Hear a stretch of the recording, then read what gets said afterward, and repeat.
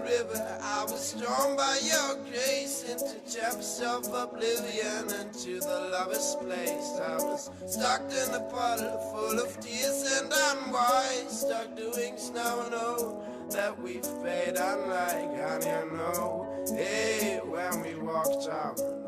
My name is Evan Bissell, and I'm an artist and educator based here in the Bay Area. Lived here my whole life and have worked here for most of my life. I've never really thought of art as a business necessarily, and I think I feel very grateful for the fact that I've always been able to, put together multiple different projects and things at the same time. I also feel very grateful that I've had a couple really good mentors, and what I learned from them was that you have to work incredibly hard to be an artist. It's a lot of people have this idea that you get this spot of inspiration and then you work through the night and then you sleep all day, and some people do that, but that's not how I work. I get up early, I work really long hours, I usually work on multiple projects at a single time.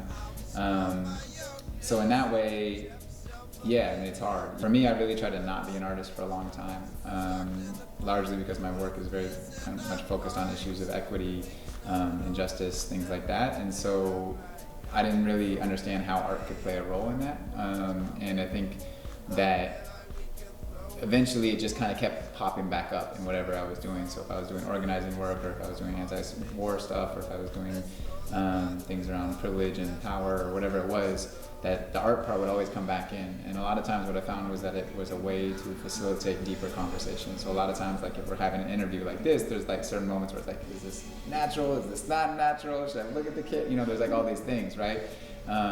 But with art, there's an ability for people to open up into a different kind of conversation and then make new things out of that. So I think that's what has kept me in it, is the ability that it allows people to come together and have a conversation in a way that I haven't really experienced in a lot of other spaces, basically. Growing up in Mill Valley, it's a wealthy community, it's an isolated community, and I think that it's interesting growing up there and seeing a lot of my friends who have a lot of access to things, and realizing like, okay, we live in this kind of little bit of a bubble, and I think for me, seeing that Mill Valley actually in a lot of ways is not that nice of a place, right? There's a lot of kind of meanness in certain ways. There's a lot of internal stuff that happens in families that people don't see. So it's not necessarily, even though the birds are chirping, it's not necessarily the most healthy place in the world. This next song here is called Crazy Tom. It's about a man who comes down the mountain. And it goes something like this.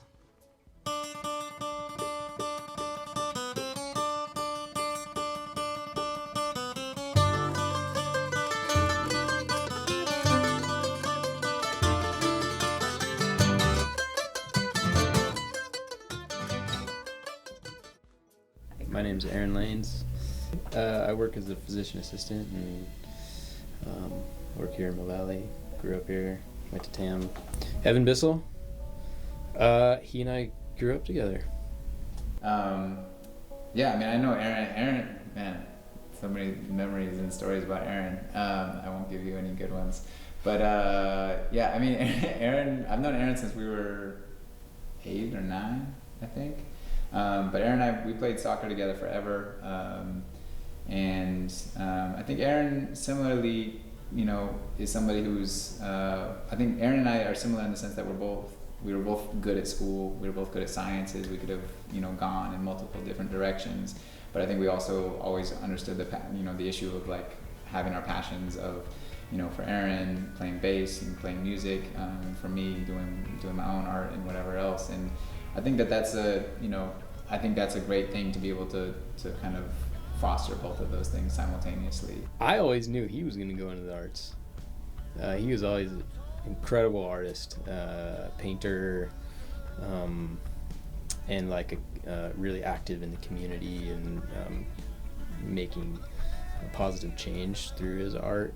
It's fun being a part of something special and expressing your art form for a group of people. I mean, any performer will tell you that. I wouldn't say that Mill Valley is like an extremely unique place to grow up and you know, as a interested musician. Although, I mean, TAM had a great, you know, music department and program, which I was involved in when I was there.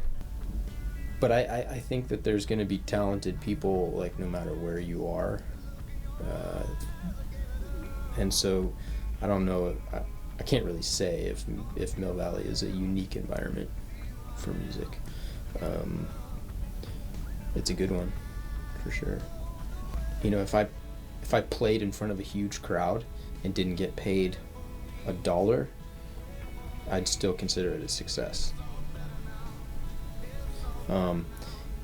In my professional world, that's different. Money is definitely a gauge of success.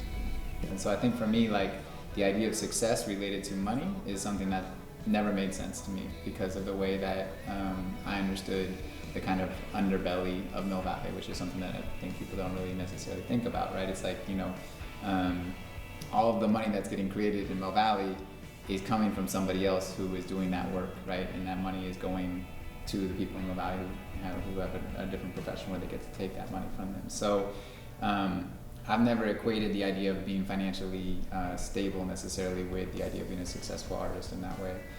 So I think there's a different value system. But having said that, I also come from Mill Valley, so I have a degree of stability. I have a degree of support that's allowed me to take risks and be an artist and not need necessarily always like to have like a 9-to-5 job and benefits and that kind of stuff.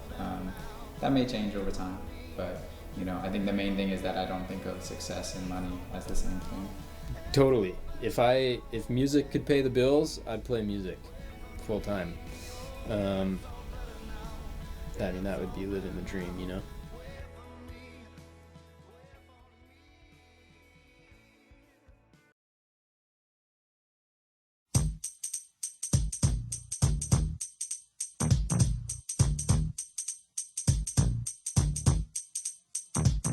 Now this is a story all about how my life got flipped, turned upside down, and I'd like to take a minute, just sit right there. I'll tell you how I became the prince of a town called Bel Air.